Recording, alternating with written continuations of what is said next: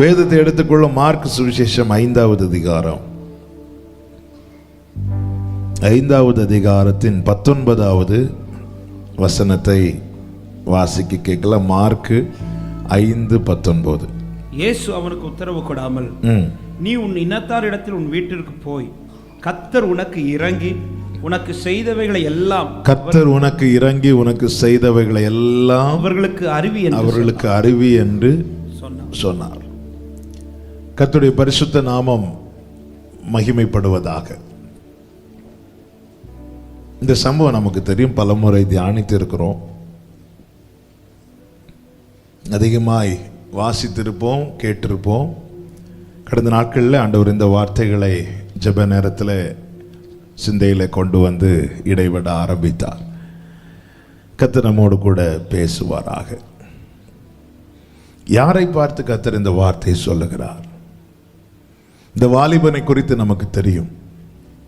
6000க்கும் அதிகமான பிசாசுகளால், அசுத்தாவிகளால் வாழ்க்கையே இழந்து நடுத்தெருவில் நின்னவன் என்று சொல்லலாம். நம்ம ஊர் லாங்குவேஜில் சொல்லணும்னா எல்லாம் இழந்து எங்கே நிற்கிறாங்க? இப்போ நடுத்தெருவில் நிற்கிறாங்க. இவனை குறித்து வேதம் சொல்லுகிறது 5வது அதிகாரம் அதனுடைய 3 முதல், அவனுடைய குடியிருப்பு கல்லறைகளிலே இருந்தது. ஆமென். கல்லறை என்று சொல்லும்போது ஒருத்தங்களை எப்போ கல்லறைக்கு போவோம்? சரி, இறந்த ஆள் எப்போ கல்லறைக்கு போவாங்க? நம்ம பல தடவை போயிட்டு வந்துட்டோம். இறந்தவர்கள் எப்பொழுது கல்லறைக்கு போவார்கள்? அவர்களுடைய லாஸ்ட். ஒரு சரீரத்தை கல்லறைக்கு தூக்கிட்டு போறனாலே அதுதான் அவர்களுடைய முடிவு. இவனுடைய குடியிருப்பு கல்லறைகளில் இருந்தது. இவனும் நினைத்திருப்பான், எல்லாரும் நினைச்சிருப்பாங்க இதுதான் இவனுடைய கடைசி.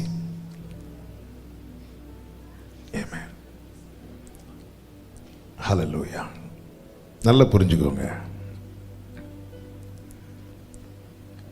முடிவு எழுதுற அதிகாரத்தை கர்த்தர் பிசாசு கையில கொடுக்கல. ஆமென்.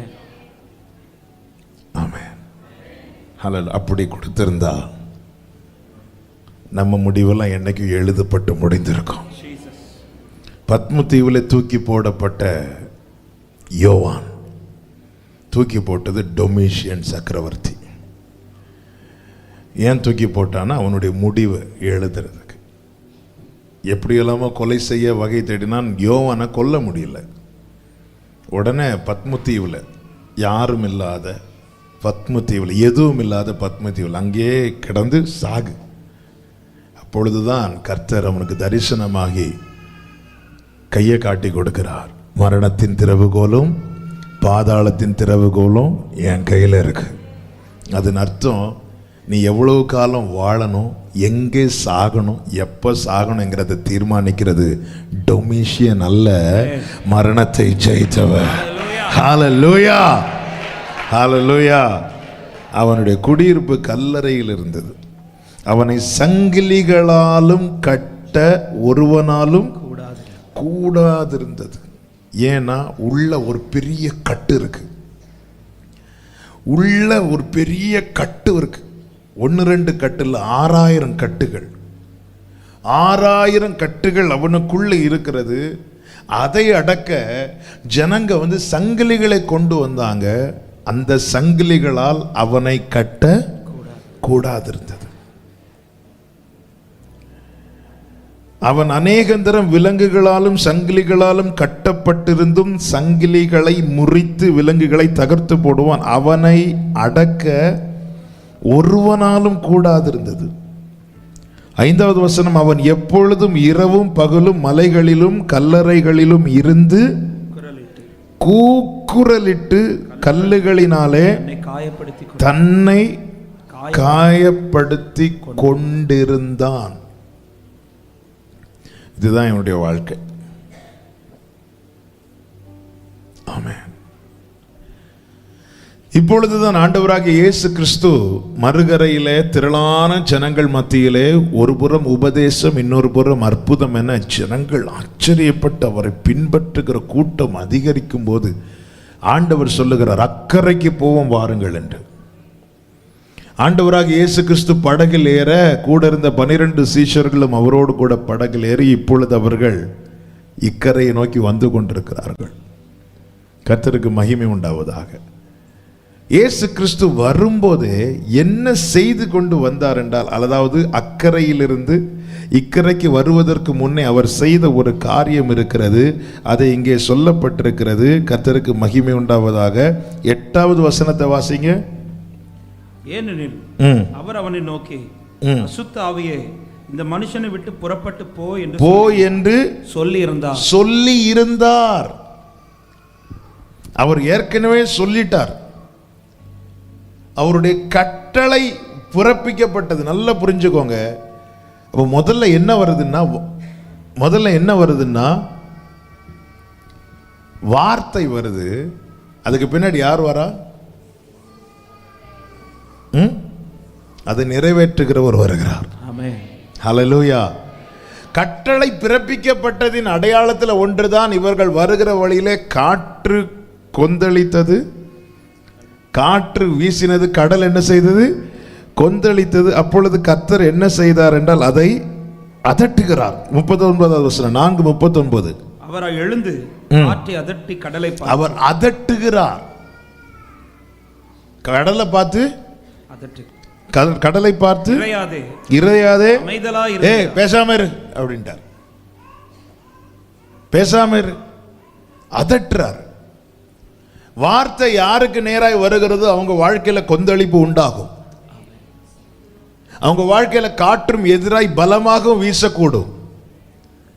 ஆனால் ஒன்றை புரிந்து கொள்ள வேண்டும், வார்த்தை அனுப்பினவர் வந்து கொண்டிருக்கிறார். ஹல்லேலூயா. வார்த்தை அனுப்புகிறவர் வந்து கொண்டிருக்கிறார். இப்பொழுது என்ன செய்கிறார்? அவர் வந்து கரையில இறங்கினதும் இவன் தூரத்திலே அவரை கண்டு ஓடி வந்து இவன் பணிகிறான். அப்பொழுது உள்ள இருந்தது பேச ஆரம்பிக்குது. நான் அந்த பிக்சர் அப்படியே உங்களுக்கு சொல்லிட்டு இருக்கிறேன். பேச எனக்கும் உமக்கும் என்ன?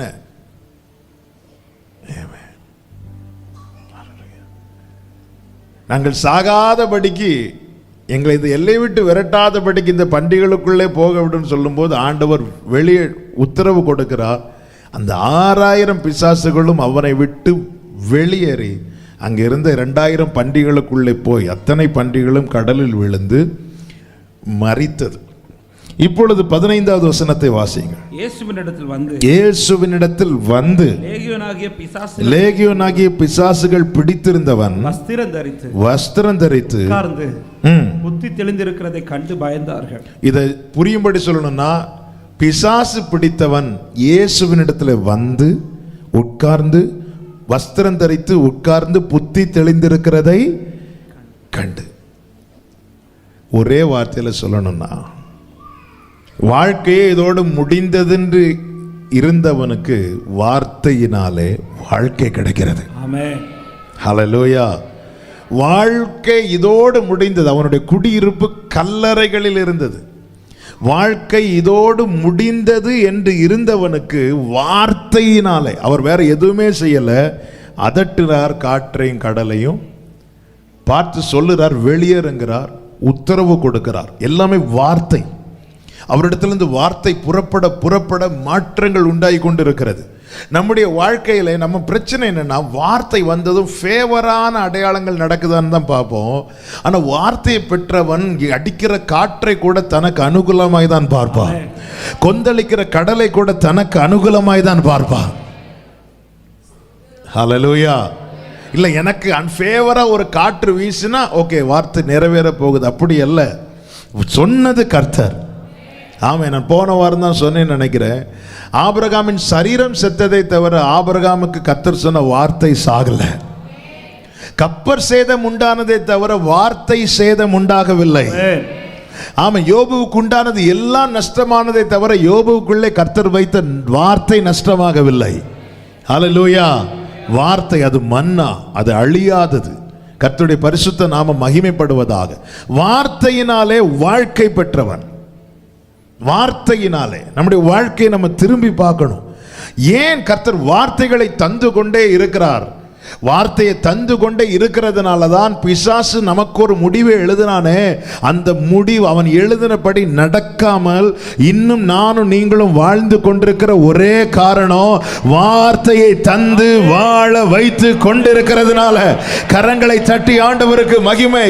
நல்ல கரங்களை தட்டி. இல்லைன்னா என்னுடைய குடியிருப்பு, ஆமென், அவனுடைய குடியிருப்பு கல்லறைகளில் இருந்தது. ஒரு கல்லறையில், கல்லறைகளில். அப்ப பிசாசு எழுதுன அத்தனை 6000 பிசாசுகளும் ஒரே முடிவு எழுதுறாங்க. இவங்க அது தொட முடிச்சு. ஒரே ஒருத்தர் இன்னொரு முடிவு எழுதுறார். உனக்கு எதிராக எழுதப்படுகிற 6000 பேனாக்களை விட அந்த ஒருவரால் உனக்காய் எழுதப்படுகிற ஒரு முடிவு இருக்கு, தெரியுமா? ஆமென். 6000 பிசாசுகள் இவனை கொண்டு கல்லறைகளில். உனக்கு என்ன கல்லறை வேணும் செலக்ட் பண்ணு. நம்ம எவ்வளோ செலக்ட் பண்ணியிருக்கிறோம். சிலர் வயசான நாட்களில் செலக்ட் பண்ணுவாங்க. என்ன இங்கே தான்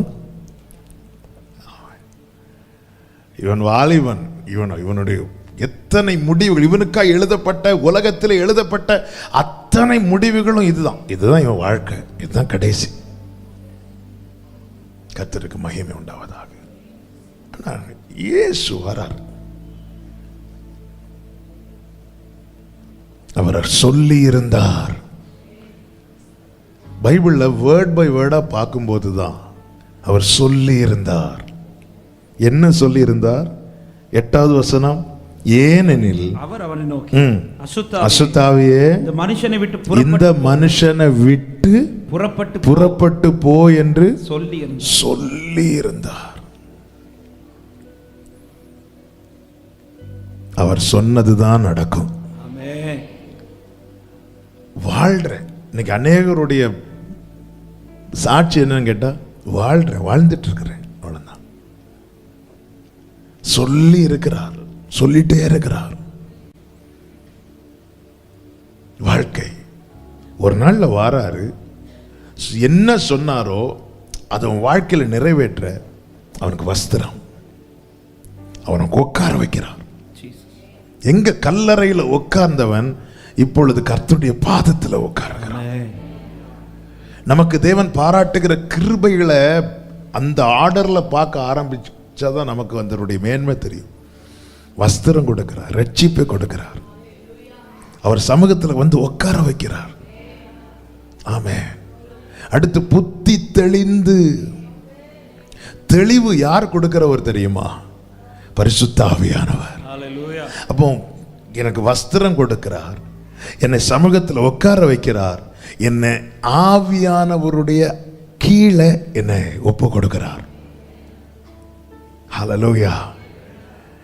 இப்படிப்பட்ட வார்த்தையினாலே வாழ்க்கை பெற்றவன். இன்னொரு காரியத்தை கூட சொல்றேன், நான் செய்திக்குள் இன்னும் போகவில்லை. வார்த்தையினாலே வாழ்க்கை பெற்ற இந்த அனுபவம் இவனுக்கு உண்டானதும் 15 கடைசியில் சொல்லப்பட்டிருக்கிறது. அந்த 14 முதல் வாசியுங்கள். பன்றிகளை மேய்த்தவர்கள் ஓடி இதை பட்டணத்திலும் சுற்றுப்புறங்களிலும் அறிவித்தார்கள். அப்பொழுது சம்பவித்ததை பார்க்கும்படி ஜனங்கள் புறப்பட்டு இயேசுவினிடத்தில் வந்து எதை பார்க்க வந்தாங்க? 14 திருப்பி வாசிங்க. பன்றிகளை மேய்த்தவர்கள் ஓடி இதை பட்டணத்திலும் அதுக்கு முன்னாடி வசனம், பன்றிகள் கடலில் பாய்ந்து அமிழ்ந்து மாண்டது. இவங்க உண்மையிலே பார்க்க வந்தது எது அப்படின்னா, கரெக்ட் தான் சொல்லுங்க, பன்றிகளை பார்க்க. யாரை பார்க்க வரல? இயேசுவை விடுங்க, இன்னொருத்தன் கூட அங்க இருக்கிறான். இந்த வாலிபனுக்கு சம்பவித்ததை பார்க்க யாருக்கும் வர மனசு இல்ல. இவ்வளவு கஷ்டப்பட்டான், காயம் தினமும் காயம், தினமும் வேதனை. இவனை பார்க்கறதுக்கு அந்த ஜனத்துல, அந்த சொந்தக்காரங்கள ஒருத்தருக்கு கூட வந்து பார்க்க மனசு இல்ல. ஆனா பன்றிக்கு நடந்ததை பார்க்கறதுக்கு ஓடி வராங்க. இத்தனை ஜனங்கள் இருந்தும் இவனை தேடி வரவோ, இவனை பார்க்கவோ, இவனுக்கு இப்படி சம்பவித்தது என்று பரிதாபப்படவோ ஒருத்தருக்கு கூட மனசில்ல. ஆனா பன்றிகளுக்கு இப்படி நடந்துச்சு. வாழை கடந்த நாள் காட்டுல வாழை போயிட்டேன்னு பார்க்க போவாங்க, ரப்பர் போயிட்டேன்னு பார்க்க போவாங்க இல்ல. ஒரு மனிதனுடைய ஆத்துமா என்பது எவ்வளவு விலையேற பெற்றது. ஆனா இங்கே ஒருத்தர் தேடி வந்தார் பாத்தீங்களா? இவனை பார்க்கிறதுக்கு இந்த வசனத்தை நீங்க பாத்தீங்கன்னா தெரியும். ஆமென். 6வது வசனத்தை வாசிங்க. அவன் இயேசுவை தூரத்திலே கண்டபோது. அப்ப அவருடைய கண்கள் என்ன செய்து கொண்டிருக்கிறது? என்ன செய்து கொண்டிருக்கிறது? தேடிக்கொண்டிருக்கிறது. 5 கடைசியில் சொல்லப்பட்டிருக்கிறது, கல்லுகளால் தன்னை காயப்படுத்தி கொண்டிருந்தான். அப்ப தன் வேதனையில, தன் காயத்துல அவனுடைய கண்கள் எதை தேடுதுன்னா மருந்த தேடுது, ஆறுதலை தேடுது, விடுதலையை தேடுது, ஆரோக்கியத்தை தேடுது, சமாதானத்தை தேடுது. சுற்றிலும் பார்த்தால் பெற்றோர் வரல, சகோதரர்கள் வரல, உறவுகள் வரல, சொந்தங்கள் வரல, ஒருத்தர் வரல. ஆனால் மறுகரையிலிருந்து ஒருவர் படகுல ஏறி அத்தனை தடைகளையும் தாண்டி கரையிலே வந்து இறங்கினார். அவருடைய கண்கள் தூரத்திலே அவரை கண்டதும் glory. ஆமென். நான் சொல்ற வார்த்தை உங்க வலது கரத்தை உயர்த்தி சொல்லுங்க, எனக்கு மருந்து இயேசுதான். ஹalleluya. ஆமென். ஹalleluya. இத்தனை பேர், ஒரு பன்றிக்கு ஏதாவது நடந்துன்னா வந்து பார்க்கிறதுக்கு ஆள் இருக்கும். கடந்த நாள்ல ஒரு சிட்டுக்குருவி ஏதோ ஒரு ஊர்ல இறந்துட்டுன்னு சொல்லிட்டு ஊரே துக்கப்பட்டுச்சு. நீங்க நியூஸ் பார்த்தீங்களான்னு தெரியல. ஏதோ ஒரு ஊர்ல ஒரு சிட்டுக்குருவியே ஏதோ ஒரு அது வந்து இறந்துட்டுன்னு ஊரே துக்கப்பட்டுச்சு. ஆமென். ஒரு நாள்ல ஒரு சகோதரர், அவர் வீட்டில் இருக்கிற நாய் இறந்துட்டு, அப்போ நமக்கு தெரிஞ்ச சகோதரர் தான், பல வருஷத்துக்கு முன்னாடி. அப்போ நான் எதேர்ச்சியாக அவரை பார்க்க போகும்போது இருந்து அழுதுட்டு இருக்கிறார். ஏன் பிரதர் அழுதுங்க? நான் இறந்துட்டு, சரி போட்டு நான் கஷ்டப்பட்டு வளர்த்துருப்பீங்க. எங்கள் அப்பா இறந்தப்போ கூட நான் எப்படி அழலை.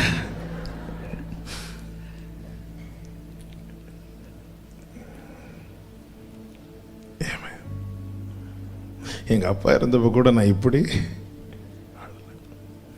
சரி. ஒரு அழுது ஒரு 4 நாள் கழிச்சு ஸ்தோத்திர கூட்டெல்லாம் வச்சுட்டு, இந்த உலகம் எதுக்கு முக்கியத்துவம் கொடுக்க பாருங்க.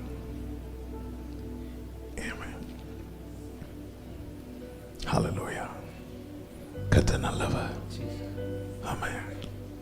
நான் எதுக்கு சொல்ல வரேன்னா, நம்ம கூட இருக்கிறவங்க உயிரற்ற பொருட்களுக்கெல்லாம் முக்கியத்துவம் கொடுப்பாங்க இல்லை, நமக்கு தராம போவாங்க. இந்த 2000 பண்டிகள் கேட்கலாம், ஆண்டவரே ஆனால் இந்த பண்டிகள் பாவம்ல ஆண்டவரே. ஆண்டவருடைய பதில் எதுவா இருக்கும் தெரியுமா? அது எல்லாத்தை விட எனக்கு இவன் தேவை. உனக்கு ஈடாய் நான் மனிதர்களை கூட கொடுப்பேன்னு சொல்லியிருக்கிறார். உன்னை நான் மீட்க என்னவும் செய்யறதுக்கு ரெடி. அப்படிதான் இறங்கி வந்தார். என் ஜீவனை கொடுத்து தான் உன்னை வாங்கணுமா? நான் பாதியில விட்டு செல்ல மனிதர் அல்ல. எருசலேம் பவனியோடு அவர் ஓட்டத்தை முடித்திருந்தார். எருசலேம் பவனியோடு ஓட்டத்தை முடித்திருந்தால் நம்முடைய ஓட்டம் ஆரம்பிக்கவே பட்டிருக்காது. இல்ல, நான் எருசலேமுக்கு போனோம், நான் ஒப்பு கொடுக்கப்பட வேண்டும். வேதம் சொல்லுகிறது யோவான் 19 அவர் தன்னுடைய சிலுவையை சுமந்து கொண்டு போனார் என்று. ஆமென். அவரே எடுத்துட்டு சுமந்து கொண்டு போறார். ஏன்னா அவருக்கு நம்ம பிரஷியஸ். ஹல்லேலூயா. வார்த்தையினாலே வாழ்க்கை பெற்றவங்க. அடுத்த காரியம், இந்த 14:15 சொல்லப்பட்டிருக்கிறது, பண்டிகைகளுக்கு சம்பவித்ததை பார்க்கும்படி ஜனங்கள் புறப்பட்டு இயேசுவினிடத்தில் வந்து, லேகியோனாகிய பிசாசுகள் பிடித்திருந்தவன் வஸ்திரம் தரித்து உட்கார்ந்து புத்தி தெளிந்திருக்கிறதை கண்டு பயந்தார். கண்டு பயந்தார். எல்லாரும் சொல்லுங்க, கண்டு பயந்தார். பயந்தார்கள். உண்மையில எப்போ பயந்திருக்கணும்? நேத்து அவன் கல்லுகளால் காயப்படுத்தினப்போ பயந்திருக்கணும் இல்ல? நல்லா புரிஞ்சிருங்க. இந்த பிசாசுகள் என்ன சொல்லுச்சு இயேசுவின் இடத்துல? இந்த எல்லையை விட்டு. ஆமென். 10வது வசனம், தங்களை அந்த திசையிலிருந்து துரத்தி விடாதபடிக்கு அவரை மிகவும் வேண்டிக் கொண்டார். இப்போ என்னன்னா, இவனை விட்டு நான் போயிறேன், ஆனா இந்த எல்லையை விட்டு எங்களை துரத்திடாதீங்க. ஏன்னா நாங்கள் குடியேறும்படியாய் அநேக ஜனங்கள் ரெடியா இருக்கிறாங்க. இயேசு பிசாசு துரத்தினதும் ஜனங்கள் வந்து இயேசுட்ட என்ன சொன்னாங்க? நீங்க போயிருங்க, நீங்க போயிருங்க, அப்படிதான் சொல்றாங்க. இயேசுக்கு இடம் கொடுக்க மறுக்கிறவனுடைய எல்லைக்குள்ளே பிசாசு வாசம் பண்ண ரொம்ப விரும்பும். அதனால தான் பிசாசுகள் சொல்லிச்சு, இந்த திசையை விட்டு எங்களை துரத்திடாதீங்க. இந்த வீட்டில் என்ன ரொம்ப கவனிப்பாங்க. நல்ல காலையில் 8 மணிக்கு நான் பிரேக்ஃபாஸ்ட், அடுத்து பசி வர்றதுக்குள்ளேயே லஞ்சு டேபிளில் ரெடியாக இருக்கும். இடையில ஸ்நாக்ஸ் என்ன, டீ என்ன, ஜூஸ் என்ன. ஆண்டவரே ஒரே ஒரு ஜெபம் பண்ணுறேன், இந்த திசையை விட்டு மட்டும் துரத்திராதீங்க. ஜனங்க வந்து இயேசுவின் இடத்துல என்ன சொல்றாங்க? ஆமென். 17வது வசனம், அப்பொழுது தங்கள் எல்லைகளை விட்டு போகும்படி அவரை வேண்டிக் கொள்ள தொடங்கினார்கள். இயேசுவுக்கு இடமில்லாத எல்லைக்குள்ளே பிசாசு வாசம் பண்ண ரொம்ப விரும்பும். ஆமென். இப்ப பாருங்க, இவனுக்கு சம்பவித்ததை கண்டு ஜனங்கள் என்ன செய்தார்கள்? பயந்தார்கள். தாவீது சொல்லுகிறார், சங்கீதம் 40:2-3 வசனங்களிலே, பயங்கரமான குழியிலும் உளையான சேற்றிலும் இருந்து என்னை தூக்கி எடுத்து என் கால்களை கன்மலை மேலே நிறுத்தி என் அடிகளை உறுதிப்படுத்தி நமது தேவனை துதிக்கும் புது பாட்டை அவர் என் வாயிலே கொடுத்தார். அநேகர் அதை கண்டு பயந்து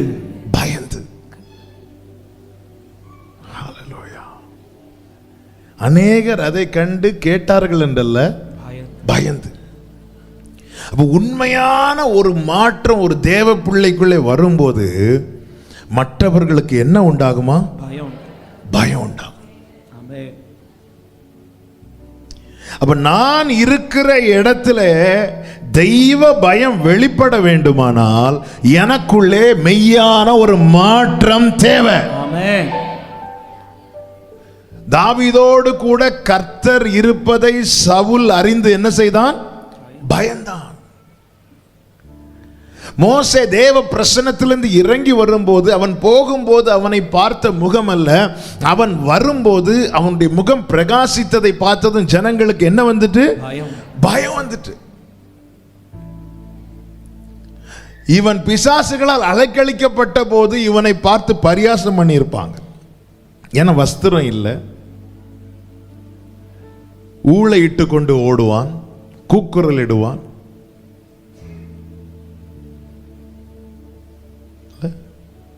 சில பிள்ளைங்களுக்கு சாப்பாடு கொடுக்கும் போது கூட சொல்லி கொடுப்பாங்க, ஏ ஒழுங்கா சாப்பிடலன்னு அவன்கிட்ட பிடிச்சு கொடுத்துருவேன். இப்படி அநேக பரியாசங்களுக்கு, எத்தனை எத்தனை வேதனையின் வார்த்தைகளுக்கு அகப்பட்டவனை இப்ப புத்தி தெளிந்து வஸ்திரம் தரித்து அவர் பாதத்தில் இருப்பதை பார்த்தது பயம் வந்துட்டு, மெய்யான மாற்றம். அப்ப ஆண்டவரே பயம் உண்டாக அக்னி இறக்கும்னு ஜெபம் பண்ணக்கூடாது. ஆண்டவரே என்னை சூழ்ந்து இருக்கிறவர்களுக்குள்ள தெய்வ பயம் உண்டாக எனக்குள்ளே மாற்றத்தை தாங்க, எனக்குள்ளே மாற்றத்தை. நான் வேலை பார்க்கிற இடத்துல தெய்வ பயம் இல்லாம துணிந்து காரியங்களை நடப்பிக்கிறாங்களே ஆண்டவரே, எப்படி? நான் ஆண்டவர் கொடுத்த வாக்குத்தத்தங்கள்ல ஒன்றென்ன, எனக்கு பயப்படும் பயத்தை உனக்கு முன் செல்லும்படி செய்வேன்.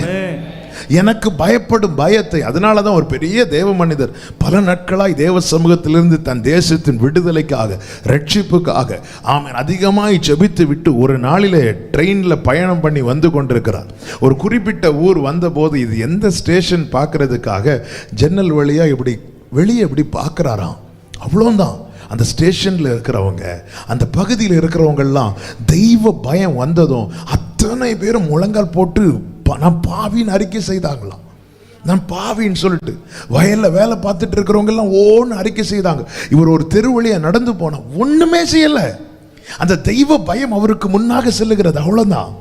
அத்தனை பேரும் பாவின்னு அறிக்கை செய்தாங்க. தேவாலயத்துக்குள்ள ஏசாயா வந்ததும் சேராபீன்கள் தங்களுக்கு கொடுக்கப்பட்ட செட்டைகளில் எல்லா 2 செட்டைகளை தவிர மீதி எல்லா செட்டைகளையும் எடுத்து தங்களை மறைத்து விட்டு 2 செட்டைகளை அடித்து ஒருவரை ஒருவர் பார்த்து சேனைகளின் கர்த்தர் பரிசுத்தர் பரிசுத்தர் என்று சொல்லிக் கொண்டிருக்கிறார்கள். ஏசாயா உள்ள வந்ததும் அவனுக்குள்ள அந்த தெய்வ பயம் வந்துச்சு. தெய்வ பயம் நமக்குள்ளே வந்தாதான் அந்த உணர்வு உண்டாகும். பயம். தாவீது சொல்றாரு, என்னை பார்த்து ஜனங்க எப்பவும் பயந்தாங்க தெரியுமா? நான் சிங்கத்தை கொன்ற போதல்ல, நான் கரடியை கொன்ற போதல்ல, நான் கோலியாத்தை வீழ்த்தின போதும் அல்ல. எப்பொழுது பயங்கரமான குழியிலிருந்து என்னை தூக்கி எடுத்து கண்மலை மேல நிறுத்தி என்னை பாட வைத்தாரோ அப்பொழுது அநேகர் அதை கண்டு பயந்து, அநேகர் அதை கண்டு பயந்து. மோசே வாக்கிலும் செய்கையிலும் வல்லவனான போது அவன் போய் ஜனங்கிட்ட, என்னப்பா நீங்க இப்படி பிரச்சனை பண்றீங்க, உன்னை யார் எனக்கு தலைவனா வைத்தது? அவ்வளவுதான். ஆனா தெய்வ பிரசன்னத்திலிருந்து மாற்றப்பட்டவனாய் மோசே வருகிறான். வேதம் சொல்லுகிறது, ஜனங்கள் கர்த்தருக்கும் மோசேக்கும் பயந்தான். ஆரோன் வர மோசேக்கு பயந்தான். ஆரோன் யார்? அண்ணன், மூத்த சகோதரன். ஆனா மோசேயை பார்த்து பயம். ஏன்னா தேவனால் மாற்றப்பட்டவன். நமக்குள்ளே உண்டாகிற மாற்றம் நம்மை பார்க்க விரும்பாதவர்கள் கூட நம்மை பார்த்து பயம் வரும். ஹல்லேலூயா. இந்த மாற்றம் வேணும். ஆண்டவர், பிள்ளைங்களுக்கு என் மேல ஒரு பயம் இல்லை ஆண்டவரே அப்படின்னு யாராவது பெற்றோர் இருக்கிறீங்கன்னா இங்க தேவ சமூகத்தில் கேட்கறது இதுதான். அந்த தெய்வ பயம் இருக்கணும் நம்ம சொந்தங்கள் நடுவில். ஆமென். எவ்வளோ காரியங்கள் பாருங்க, நம்ம போய் ஒரு இடத்துல இருந்தா அநேக காரியங்கள் தடை பண்ணப்படணும். என்ன அநேக காரியங்கள்? எது தேவனுக்கு பிரியமில்லாத காரியங்களா இருக்கிறதோ அது எல்லாமே தடை பண்ண, ஜனங்களுக்கு செய்யக்கூடிய அந்த துணிகரம் வரக்கூடாது. இது நான் ஒரு சேர்ல இருப்பேன், என் பக்கத்தில் இருக்கிறவங்க அவங்க என்னவோ செஞ்சிட்டு இருக்கிறாங்க, என்னவோன்னு செய்வாங்க. ஏன் எங்க மிஸ்டேக்? அவனை ஆண்டவரை பாருங்க, ஆண்டவர் இவங்கெல்லாம் இப்படி இருக்காங்க. இல்லை ஆண்டவர், எனக்குள்ள இன்னொரு மாற்றம் இன்னொரு இருந்தா, என் பார்வையில் அந்த பரிசுத்தம், என்னுடைய செயல்களில் அந்த பிரசனத்தில் நம்ம போய் இருந்தா இல்லை. ஆண்டவராகிய இயேசு கிறிஸ்து சஞ்சரிக்கிற இடத்துல விபச்சாரம் செய்கிற ஸ்திரீகள் இருந்தார்கள். ஆனா இயேசு கிட்ட வந்ததும் பாதத்தில் விழுந்து அழுதுருவாங்க. சீமோன் வீட்டில் போய் பிரசங்கம் ஒன்றும் பண்ணல, உட்காந்து சாப்பிட போனார் ஆண்டவர். உட்காந்து சாப்பிட்டுட்டு இருந்ததும் அந்த பட்டணத்தில் பாவியா இருந்த ஸ்திரீ என்ன பண்ணிட்டா? ஓடி வந்துட்டா. ஓடி வந்து பாதத்தில் விழுந்து அழுறா, அழுதுட்டே இருக்கிறா. இந்த அனுபவம் நம்ம வீட்டில் முதல்ல இருக்கணும். நாம ஒரு ரூம்ல இருந்து ஜோம் பண்ணிட்டு இருப்போம், இன்னொரு ரூம்ல இருந்து துணிகரமாய் யாரோ ஒருத்தங்க பாவம் செஞ்சிட்டு இருப்பாங்கன்னா சம்திங் ராங் இல்ல. ஆமா, நாம ஒரு இடத்துல இருந்து ஜோம் பண்ணிட்டு இருக்கும்போது அந்த ரூம்ல இருக்கிறவங்களுக்கு பாவம் செய்ய அந்த எண்ணம் வந்தாலே பயம் வந்துடணும். பவுலும் சீலாவும் ஜெபித்தா பாடிக்கொண்டிருந்த போது பக்கத்தில் இருந்தவங்களுக்கு வேற ஒண்ணுமே செய்ய முடியல. அவங்க என்னதான் செஞ்சிட்டு இருந்தாங்க? கேட்டு கொண்டிருந்தார்கள். வேற ஒண்ணுமே செய்ய முடியாது.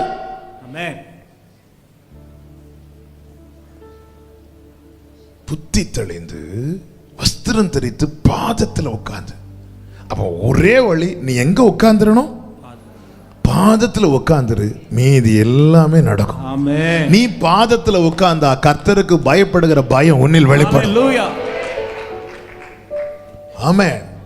ஹல்லேலூயா. இதுதாங்க வேணும். இதுதாங்க மாற்றத்தை கொண்டு வரும் குடும்பத்துல.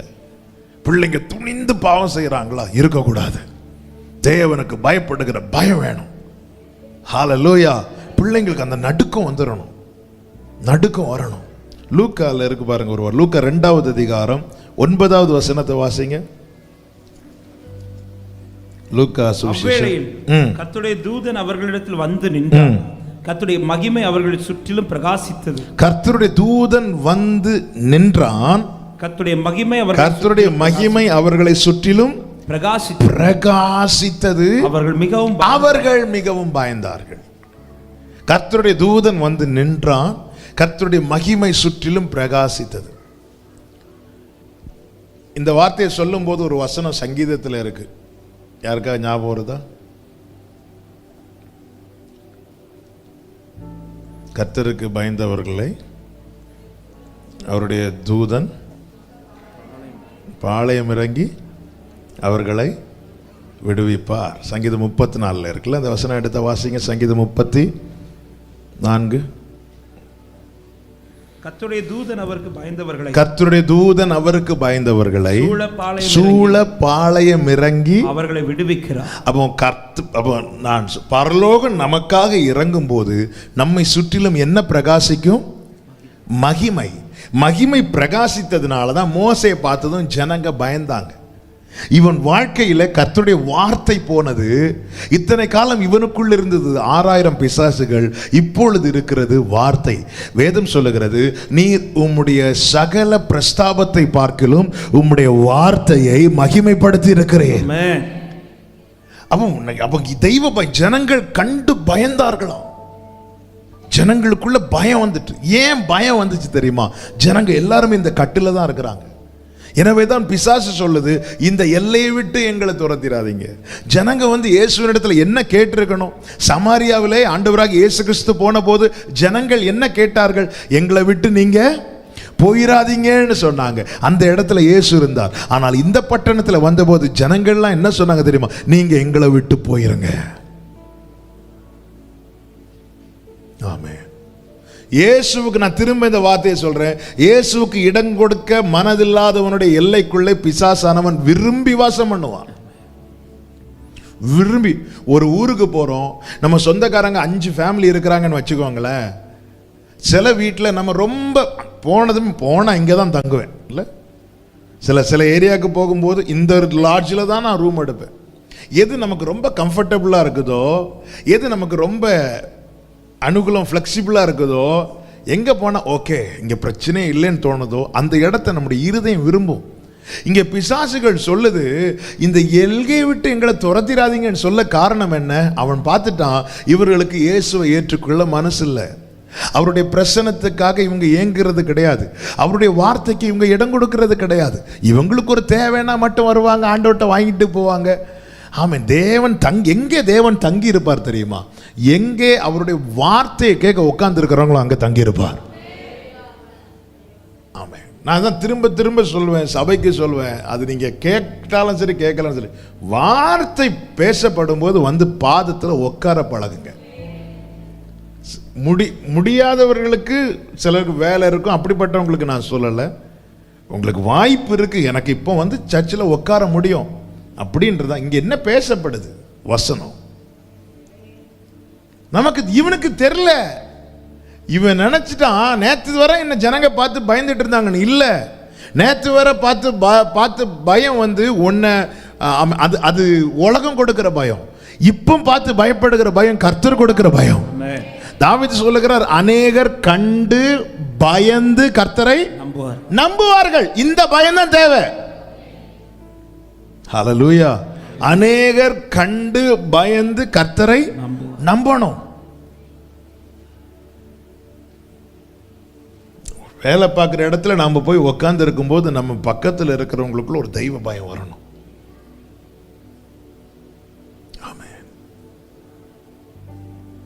கொஞ்சம் அதை யோசித்து பாருங்க. நம்ம குடும்பத்தில் சொந்தங்கள் நடுவில் ஒரு ஃபங்க்ஷன் போகிறோம், நம்ம மட்டும்தான் ரட்சிக்கப்பட்டவர்களாக இருப்போம். சில காரியங்களை அவங்க ரொம்ப செய்வாங்க, சந்தோஷத்துக்காக மகிழ்ச்சிக்காக நிறைய காரியங்களை செய்வாங்க. வேற வழியில் நம்ம போய் இருக்க தான் வேண்டிய ஒரு சூழ்நிலை இருக்கலாம். ஆனால் அந்த இடத்துல இந்த அனுபவத்தோடு நம்ம போய் இருக்கும்போது அதெல்லாமே அவங்க வந்து கட் பண்ணி வேண்டாம் வேண்டாம் வேண்டாம், என்னன்னு தெரியல, எனக்கு அதை செய்ய தோணலைன்னு சொல்லிட்டு தூக்கி போட்டா இந்த அனுபவம் எவ்வளோ நல்லா இருக்கும். ஆமென். ஹல்லேலூயா.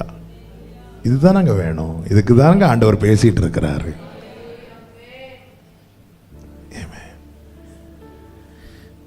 அப்போ என் ஜனத்தை மாற்றும் என்று கேட்கறதுக்கு முன்னாடி ஆண்டவரே என்னை மாற்றும், என்னை மாற்றும், என்னை மாற்றுங்க. ஹல்லேலூயா.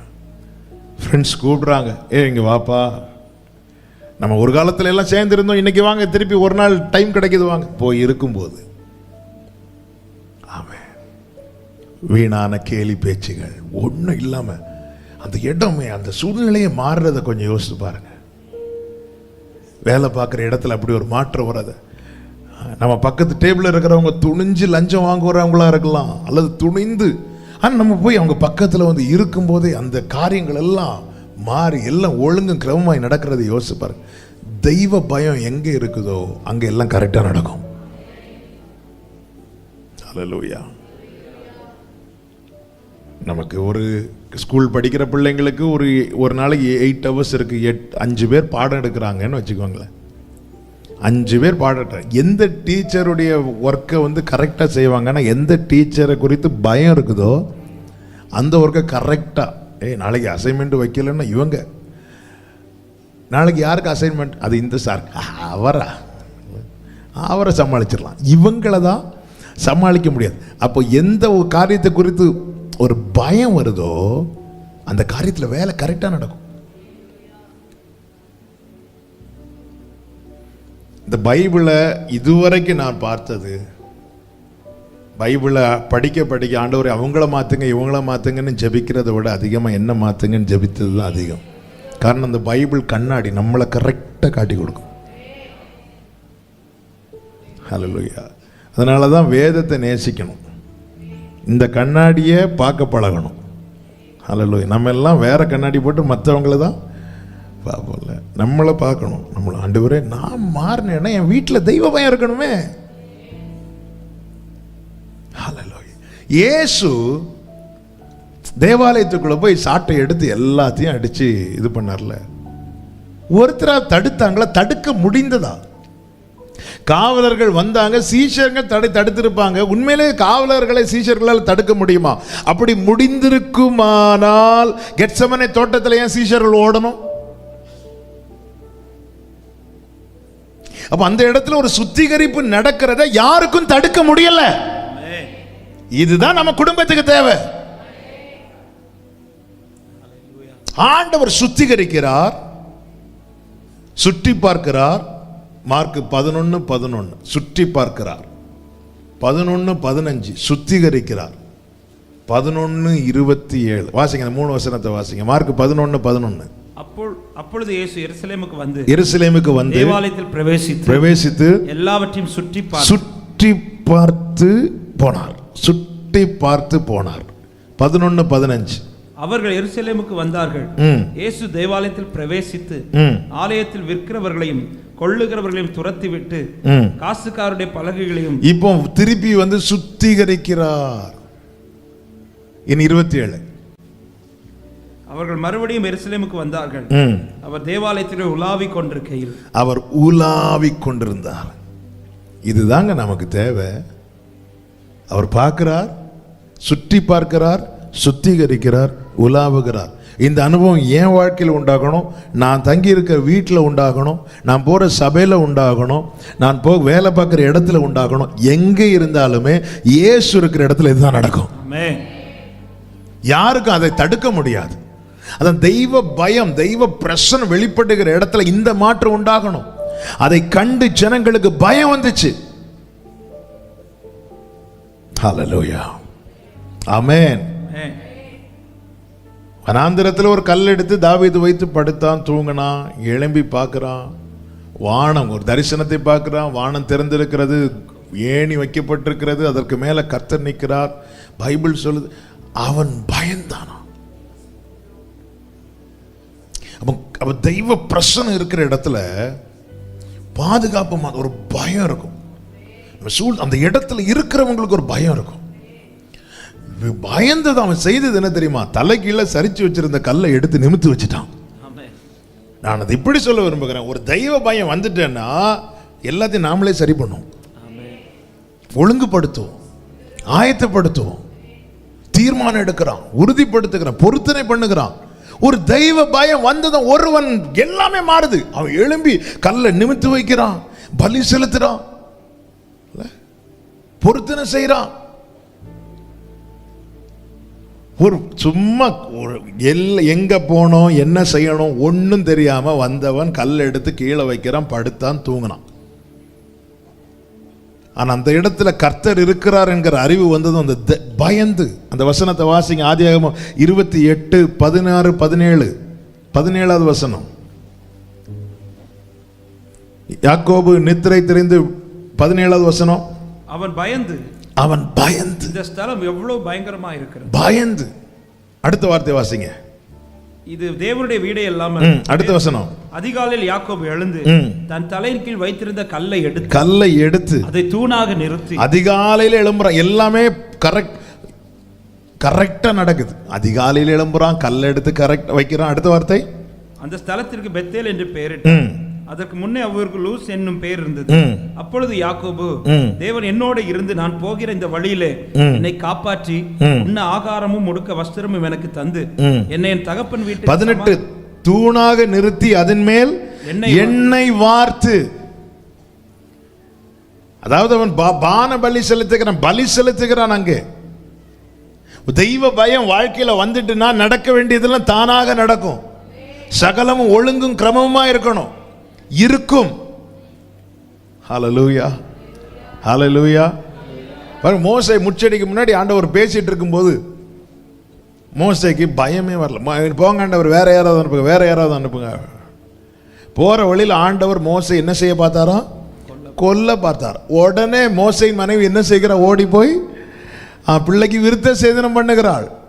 ஒரு பயம் வந்துட்டுன்னா எல்லாமே ஆட்டோமேட்டிக்கா நடக்கும். என் வீட்டில் தெய்வ பயம் இருக்கணும். நம்ம இருக்கிற இடத்துல இருக்கணும்.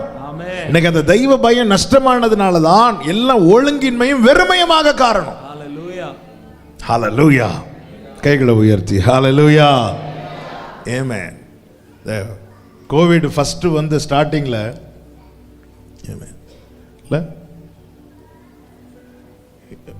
நிறைய இன்ஸ்ட்ரக்ஷன்ஸ் வரும். கையை அடிக்கடி கழுவுங்கள். ஒரு கொசு வந்து கையில் இருந்தாலே போயிருந்து கழுவும். அதுக்கு முன்னாடி சாப்பிட்டா கூட அன்னையர் கை கழுவ மாட்டான், அப்படி இப்படின்னு தொடச்சிட்டு. இப்போ சாப்பிட்றதுக்கு முன்னாடி கை கழுவுது, சாப்பிட்டுட்டு கை கழுவிட்டு போயிட்டு சானிடைசர் எடுத்து. ஏன்னா ஒரு பயம் வந்துட்டு, பயம் வந்ததும் எவ்வளோ சுத்தத்தை எதிர்பார்க்குறோம், எவ்வளோ சுத்தமாக இருக்கணும்னு நினைக்கிறோம். கர்த்தருக்கு பயப்படுகிற பயம் ரொம்ப முக்கியம். அது நாம இருக்கிற இடத்துல வெளிப்படணும்னா நமக்குள்ளே மாற்றம் வேணும். ஹல்லேலூயா. ஆமென். என் வீட்டில் தெய்வ பயம் இருக்கணும்னு எத்தனை பேர் விரும்புறீங்க? எல்லாரும் தான் கை தூக்குவோம், நானும் கை தூக்குவோம். அது பேசும்போது இது ஒரு பெரிய சவாலா இருக்கிறது, நமக்கு முன்னாடி சவாலா இருக்குது. நம்ம பிள்ளைங்க வாழ்க்கை சீர்படும். ஹல்லேலூயா. ஸ்திரப்படும். ஆமே. நான் இன்னொரு பாயிண்ட் தான் ரொம்ப வலியுறுத்தி பேசும்படி நான் அதை பெருசா எழுதி வச்சேன். ஆனால் இந்த பாயிண்ட் ஆண்டவர் பேச வச்சுட்டு இருக்கிறான். ஆமே. கர்த்தருக்கு மகிமை உண்டாவதாக. ஆபிரகாம் இருந்த வரைக்கும் பெலிஸ்தியர் ஆபிரகாம் தோண்டின துறவை மூடி போடவில்லை, ஏன்னா பயம் இருந்துச்சு. ஆனா ஆபிரகாம் மரித்த பிறகு ஆபிரகாம் தோண்டின துறவை வந்து மூடி போட்டாங்க. அது 27 இருக்கிறது, 26 இருக்கு, எடுக்க வேண்டாம். அப்போ ஆபிரகாம் வயசானவர், கையில் ஒரு கோலை வச்சு நடக்கிறவர். ஏன் பெலிஸ்தியர் அப்ப மூடி போடல? ஒரு பயம் இருந்துச்சு. அந்த தெய்வ பயம் விளங்கணும், வெளிப்படணும். ஆதியாகமம் 35வது அதிகாரத்துல கர்த்தருக்கு மகிமை உண்டாவதா யாக்கோபு பெத்தேலுக்கு போகும்போது ராகேல் லேயாள் எல்லாம் பார்த்து சொல்லுவாரு. 2வது வசனத்தை வாசிங்க.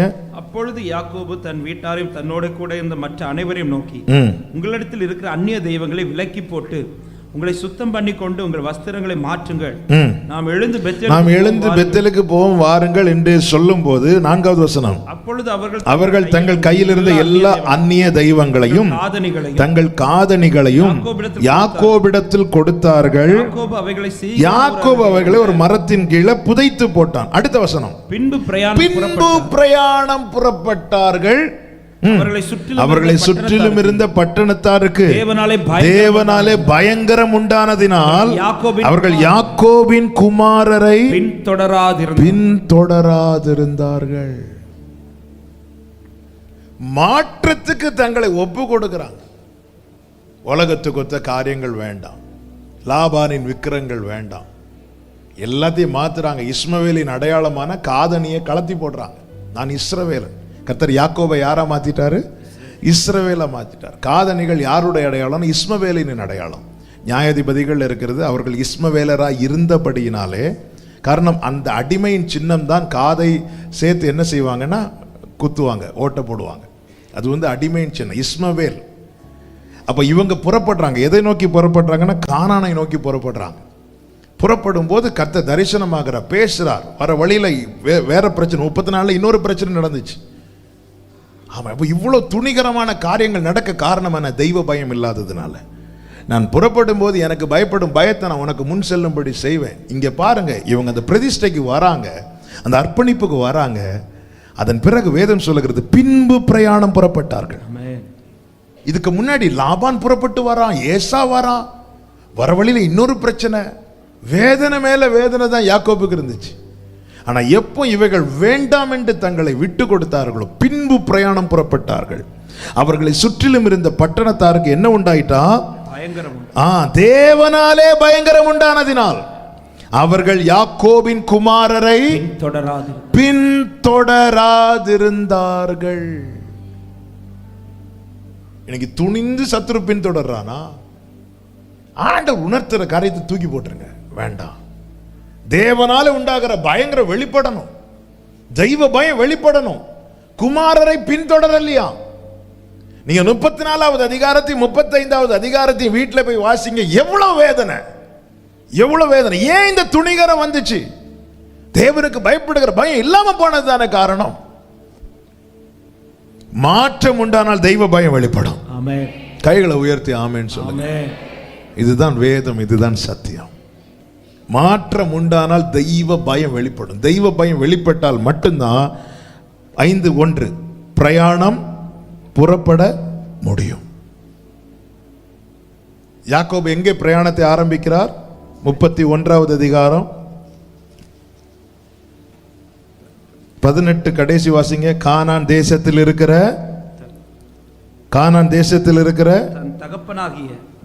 தன் தகப்பனாகிய ஈசாக்கின் இடத்துக்கு போக புறப்பட்டார்.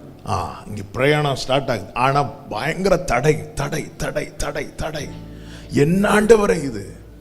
ஆண்டவர் சொல்ற, இன்னைக்கு சத்துரு வந்து புகுந்து விளையாடுறான்பா, எல்லைக்குள்ள வந்து ஜாலியா விளையாடுறான். ஏன் தெரியுமா? எனக்கு பயப்படுகிற பயம் இல்லை. இன்னைக்கு மனிதர்கள் தலைமையில ஏறி போறாங்க. ஏன் தெரியுமா? எனக்கு பயப்படுகிற பயம் இல்லை. அப்ப அந்த பயம் வரணும்னா உனக்குள்ள மாற்றம் இருக்கணும்.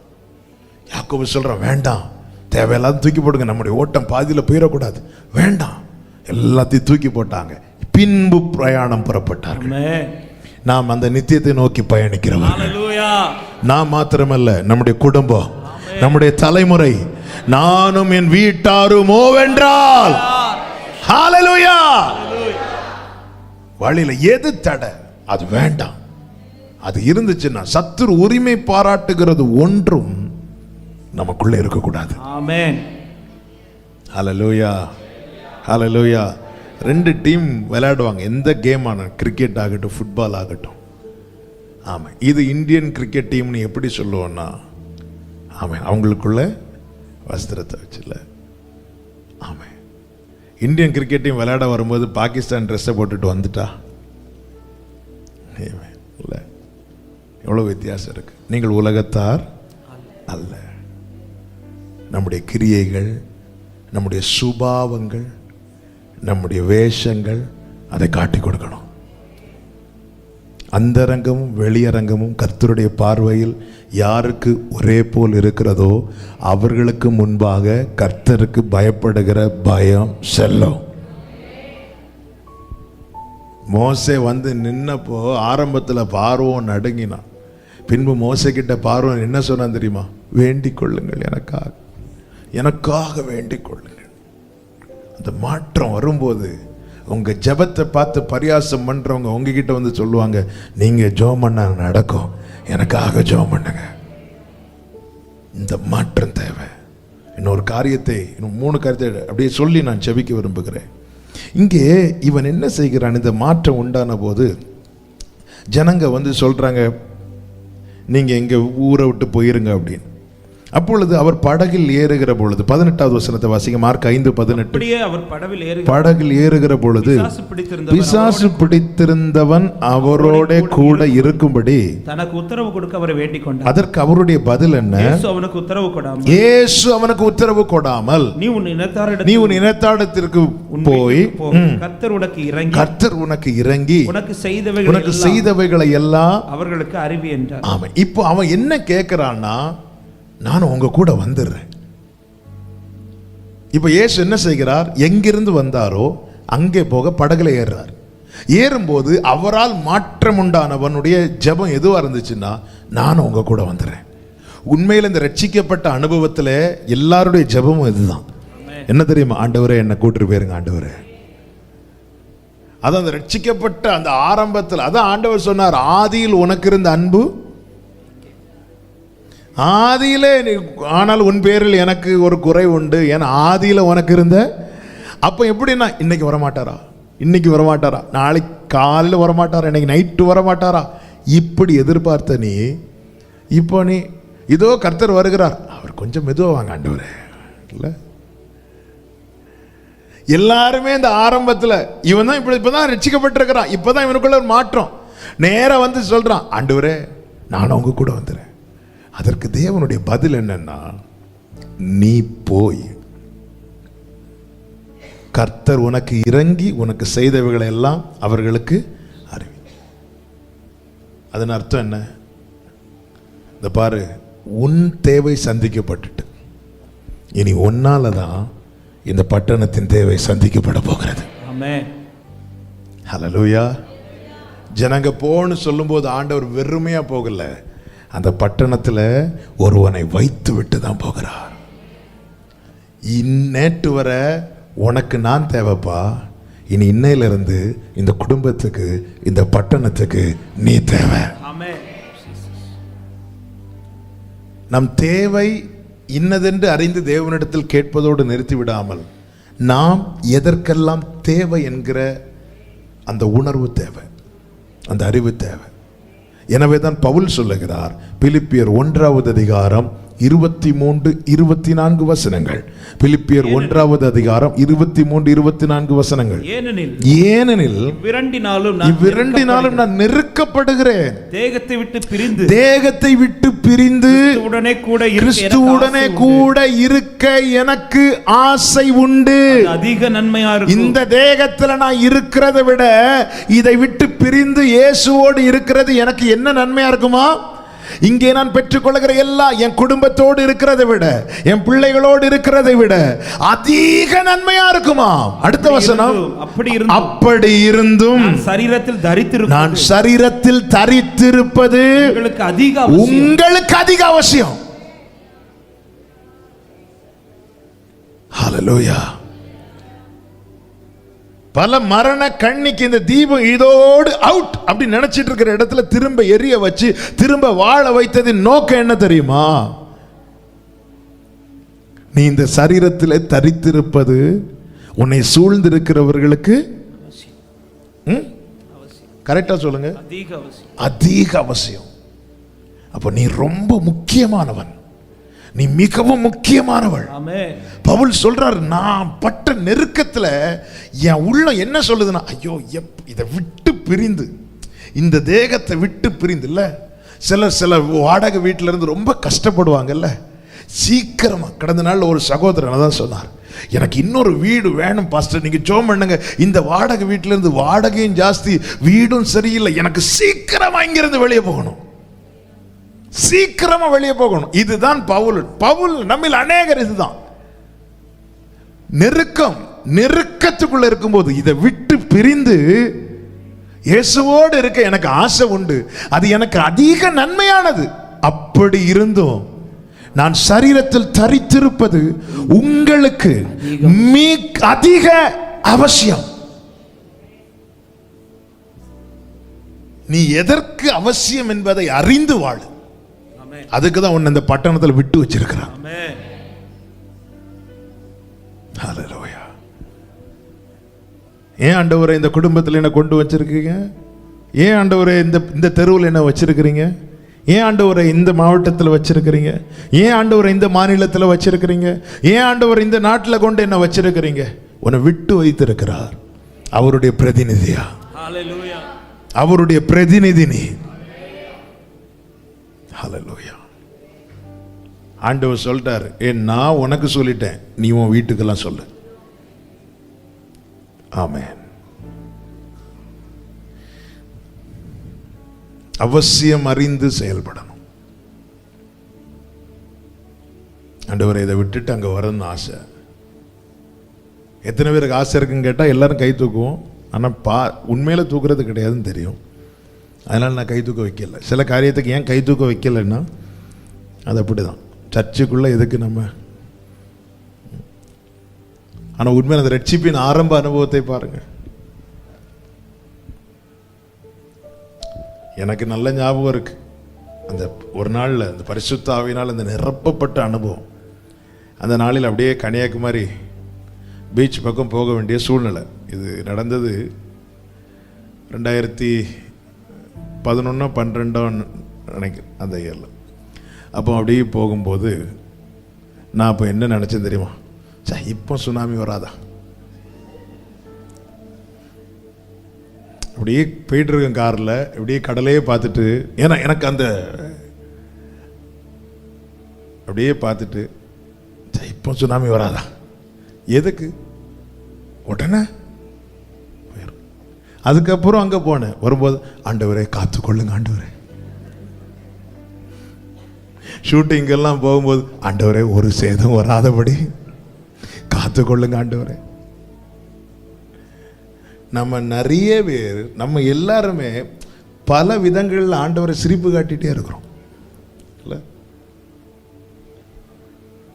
அந்த ஆரம்பத்தில்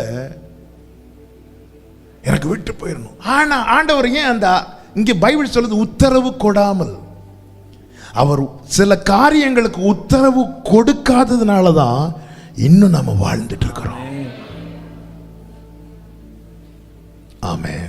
நான் சொல்ற அந்த வசனத்தை திருப்பி வாசிங்க. இயேசு அவனுக்கு உத்தரவு கொடாமல், அதுதான் நான் எனக்கு எடுத்த செய்தி. அதுதான், உத்தரவு கொடுக்கல, அதனால நான் வாழ்ந்துட்டு இருக்கிறேன். வாழ்த்து கரத்தை உயர்த்தி சொல்லுங்க. இயேசு எனக்கு சில காரியங்களுக்கு உத்தரவு கொடுக்காததுனால நான் இன்னும் வாழ்ந்து கொண்டிருக்கிறேன். ஹல்லேலூயா. அவர் நல்லவர் என்றும் துதியுங்கள் அவர் கிருபை. நேரம் போயிட்டு 2 பாயிண்ட் கூட நான் சொல்லி ஜெபிக்கிறேன். இப்போ ஆண்டவர் சொல்றாரு, நீ உள்ள போய் நீ உன் இனத்தாரிடத்தில் உன் வீட்டுக்கு போய்.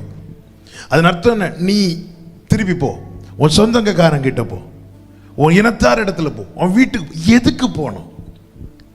பிசாசினால் உன் வாழ்க்கை அலைக்கழிக்கப்பட்டதை எந்த கண்கள் பார்த்ததோ, தேவனால் உன் வாழ்க்கை ஆசீர்வதிக்கப்பட்டதையும் அந்த கண்கள் பார்க்கணும்.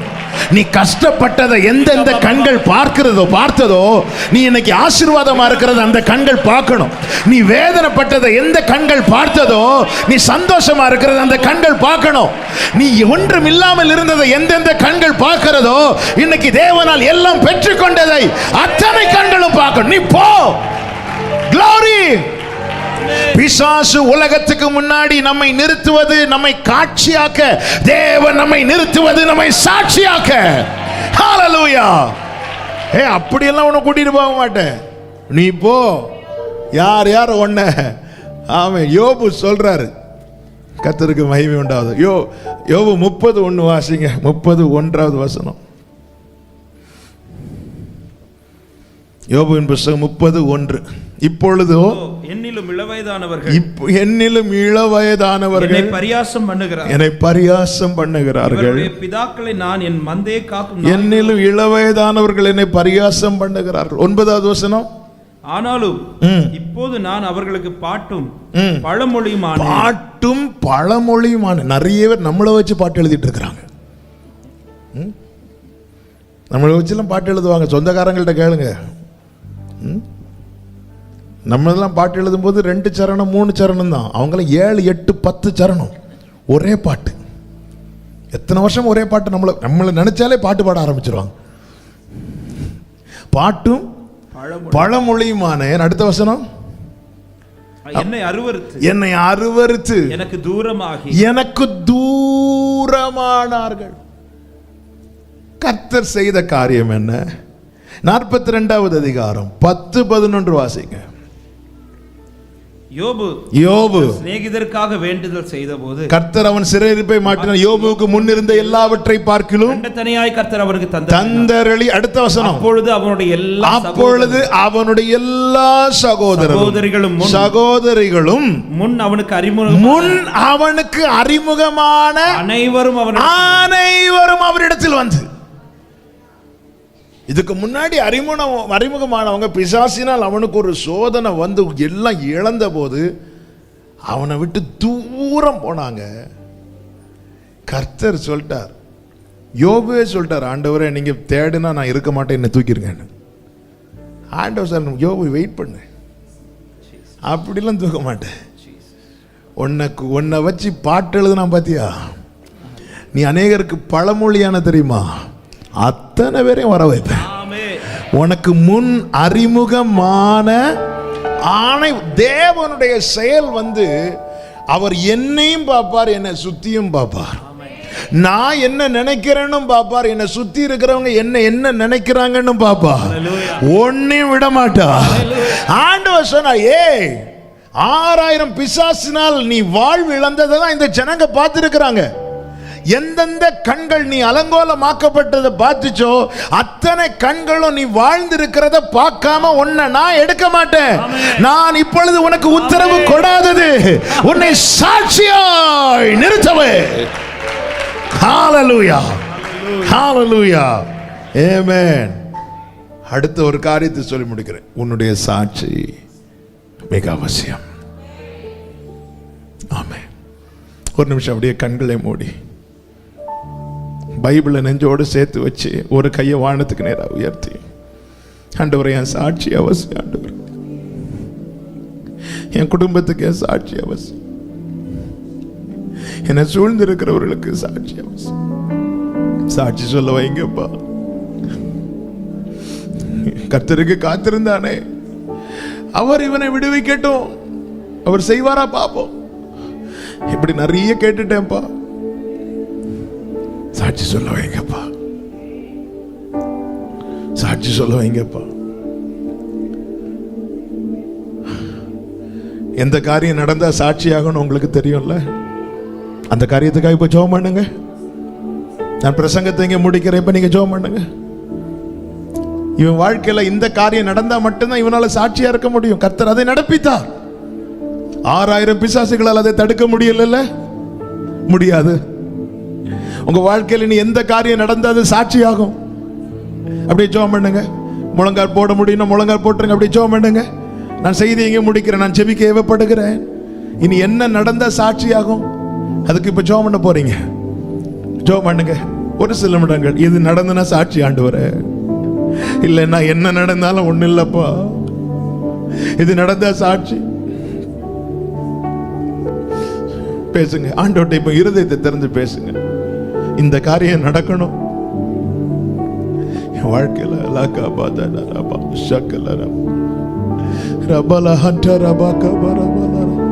ஜெபம் பண்ணுங்க. இப்போ கொஞ்ச நேரம் ஜெபம் பண்ணுங்க.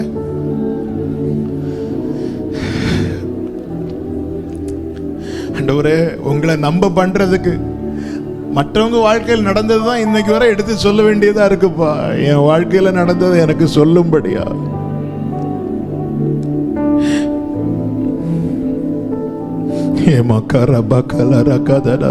ஆன்லைன்ல பார்த்துட்டு இருக்கிற அன்பு சகோதர சகோதரி, டிவியில பார்த்துட்டு இருக்கிற அன்பு சகோதர சகோதரி, இந்த நேரத்தில் நீங்க இருக்கிற இடத்துல முழங்கால் போட்டு ஜெபம் பண்ணுங்க. இந்த காரியம் நடந்துச்சுன்னா என் சொந்தங்கள் மத்தியில் ஒரு சாட்சியா இருக்குமே, என் பட்டணத்துல சாட்சியா இருக்கும், என் இனத்தார், என் வீட்டில் இருக்கிறவங்க, நான் போய் சொல்லுவேனே, என்னை தேடி வந்தார், எனக்கு இதை செய்தார், அலைக்கழித்த பிசாசை அப்புறப்படுத்தினார், இழந்த வஸ்திரத்தை திரும்பி தந்தார். எனக்கு வாழ்வை தந்தார், எனக்கு நன்மையை செய்தார். உடரா அந்தரபா கபலரா அந்தரபா. அப்படியே ஜெபம் பண்ணுங்க. உங்க இருதயத்தை இப்ப ஊற்றுங்க, ஊற்றுங்க. ஆண்டவரே, நான் ஒவ்வொரு வருஷமா எதிர்பார்த்துட்டு இருந்தேன், நான் சாட்சி சொல்லுவேன், இந்த வருஷம் சொல்லுவேன், இந்த வருஷம் சொல்லுவேன், இந்த வருஷம் சொல்லுவேன். என்னை சாட்சியாய் நிறுத்த உங்களால மட்டும்தான் கூடும். என்னை சாட்சியாய் நிறுத்த உம்மால் மாத்திரமே கூடும். உம்மால் மாத்திரம். கர்த்தருடைய சமூகத்தில் கண்ணீரை அந்நாளை போல ஊற்று சகோதரி, அந்நாளை போல ஊற்று சகோதரா. சத்தமிட்டு அழணும் தோணுச்சுன்னா இப்ப சத்தமிட்டு அழு. யாரையும் பார்க்காத, எதையும் பார்க்காத, உன்னை கொண்டு வந்து அவர் சமூகத்தில் உட்கார வச்சு உன்னோடு பேசி இருக்கிறார். தேவ சமூகத்தில் கண்ணீரோடு இன்னைக்கு நீ கேட்கிற விண்ணப்பம், அன்னைக்கு ஏலியை கொண்டு சொன்னாரே, நீ விண்ணப்பித்தபடி, நீ கேட்டபடி உனக்கு ஆகிட்டு என்று. சமாதானத்தோட போ. நீ இஸ்ரவேலின் தேவனிடத்தில் கேட்ட உன் விண்ணப்பத்தின்படி அவர் உனக்கு கட்டளையிடுவாராக என்று ஏலி சொன்னது போல, இன்னைக்கு இயேசு கிறிஸ்துவின் நாமத்தில் யார் யார் கண்ணீரோடு உங்கள் காரியங்களை, விண்ணப்பங்களை வைத்துக் கொண்டிருக்கிறீர்களோ, உங்களுக்கு சாட்சியாவதற்காக நீ கேட்ட உன் விண்ணப்பத்தின்படி அவர் உனக்கு கட்டளையிடுவாராக. ஜெபம் பண்ணு, ஆண்டவர்ட்ட ஜெபம் பண்ணு. Leka bahatara baba, odara balaka baba, hantarela radana, yela radana ralara. கேளுங்க, என்ன காரியத்தை இப்போ கேட்குறீங்க? அவர் சமீபமாக இருக்கையில் நோக்கி கூப்பிடுங்க. அவர் சமீபமாக இருக்கையில் நோக்கி கூப்பிடுங்க. இது கண்டடையத்தக்க சமயம். ஆவியானவர் அசைவாடுகிறார், ஆவியானவர் உலாவுகிறார். ரபா கல ரபா. கதறணும்னு தோணுச்சுன்னா கதறுங்க. உன் சத்தத்தை அடக்கிக் கொள்ளுகிற வேலை அல்ல இது. அப்ப நான் சாட்சி அனுப்பணும் சொல்லி செஞ்சுட்டு அனுப்புறீங்க. நீ உன் இனத்தார் இடத்துக்கு போ, உன் வீட்டில் போய் கர்த்தர் உனக்கு இறங்கி செஞ்சத ஆண்டவர், அப்ப நான் சாட்சி சொல்லணும்னா நீங்க எனக்கு இறங்கி செய்யணும்பா. நீங்க எனக்கு இறங்கி செஞ்சாதான் எனக்கு சாட்சி, இல்லைன்னா எனக்கு சொல்ல முடியாது. ஆண்டவர், நான் என்ன சொல்லுவேன்? ஆண்டவர்,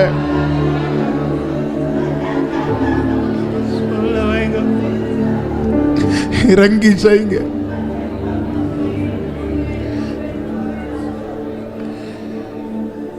ஜெபம் பண்ணுங்க, விட்டுறாதீங்க. அவங்க இருதயத்தை அப்படியே ஊட்டுருங்க. பதில். Thank you father.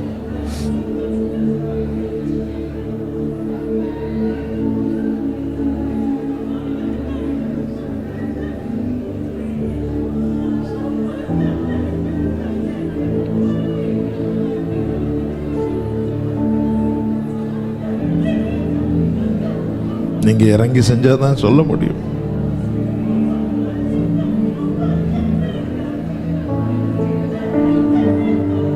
ஓங்கி நிக்கிற நிந்தையின் சத்தம் அடங்கணும்னா நான் சாட்சி சொன்னாதான் அடங்கும். ஆண்டவரே, அநேக கேள்விகளுக்கு பதில் என் சாட்சி தான். ஆண்டவரே, இறங்குங்க, இறங்குங்கப்பா, இறங்கும் ஆண்டவரே.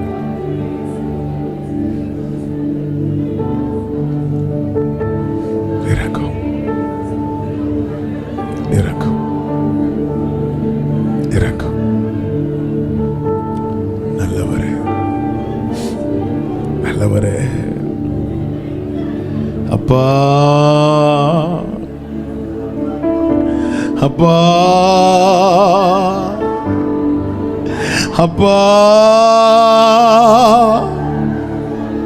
எங்கள் தகப்பனே,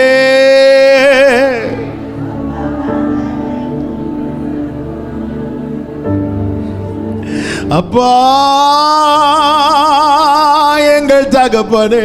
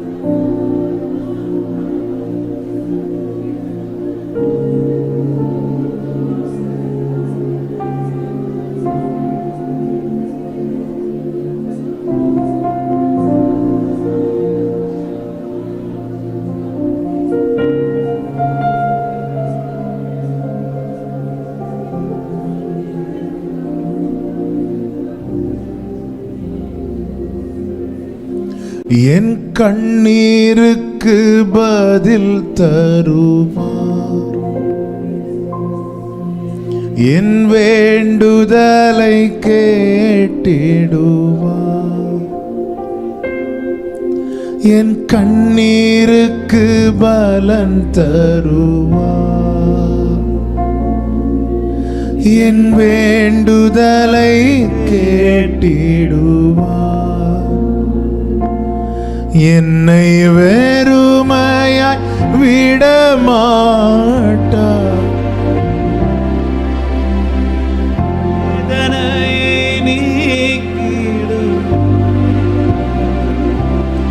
Jesus.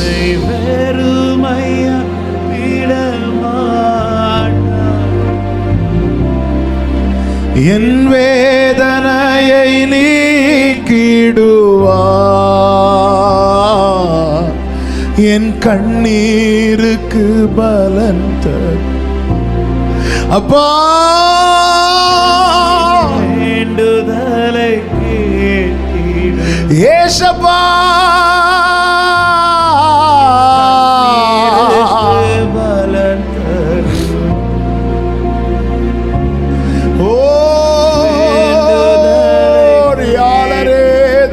என் எதிர்பார்ப்பு நீங்க தானே, என் எதிர்பார்ப்பு நீங்க தானே, வேறு யாரிடம் செல்வே, இம்மட்டும் நடத்தினீர், உம்மையே நம்பியுள்ளே, என் எதிர்பார்ப்பு நீங்க தானே, வேறு யாரிடம் செல்வே,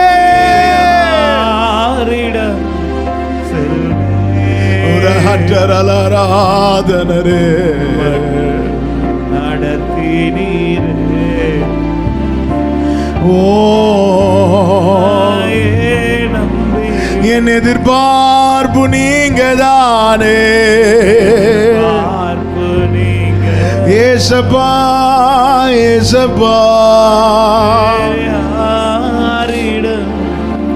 இம்மட்டும் நடத்துறீங்க, ஓ இம்மட்டும் நடத்தினீரே, உம்மையே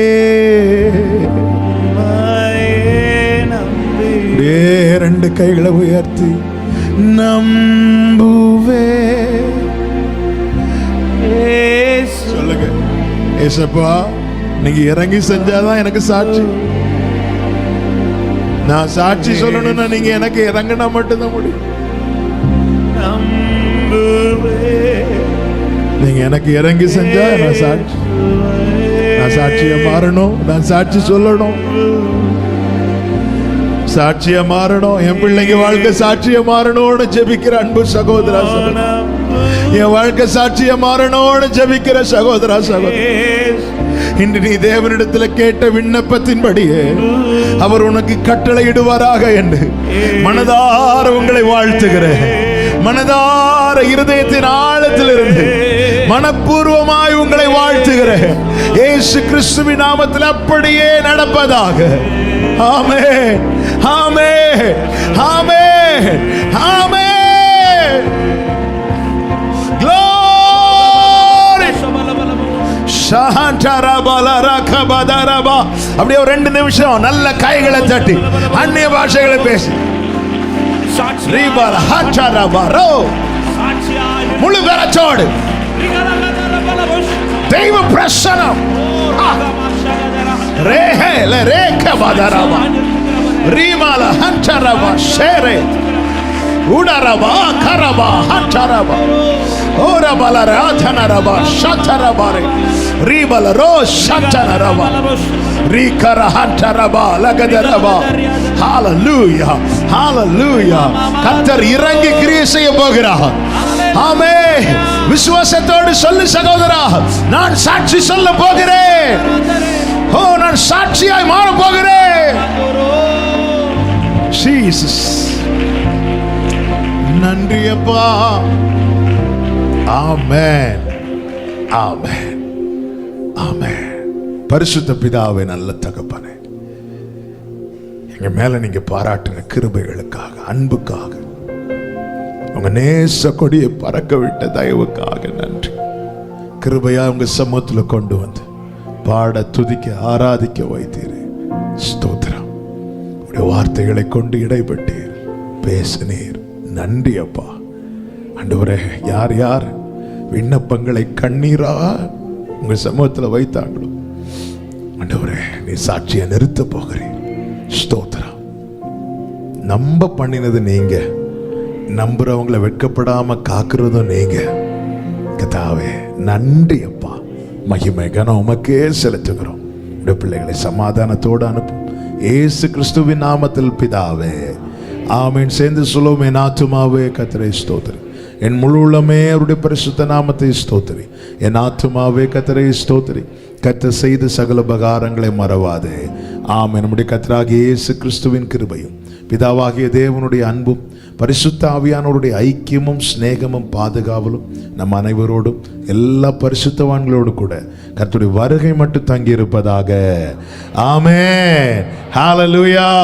God bless you. கர்த்தர் உங்களை ஆசீர்வதிப்பாராக.